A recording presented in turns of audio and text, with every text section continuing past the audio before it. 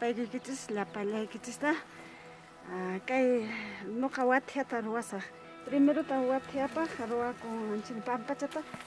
This traditional oven Huatia we call is always in this season, in the dry season, because the dirt of the land of the farm are dry. When the people work in the farm, they put potatoes, and this time in June, most of the communities, most of the people, they used to harvest these potatoes. They prepare this Huatia because it's fresh food. So the activity for you guys, we're gonna make a little competition to build a Huatia. No, Richard. This is falling, guys. It's okay. Hold that one, I'll hold this. I'd rather please. My side's like pretty lit. We're good over here. Was that right? That was close. We're getting better. We're getting better. Somebody give me a small buddy. Nat, we can get like... Genius. Okay, can we have the magnet?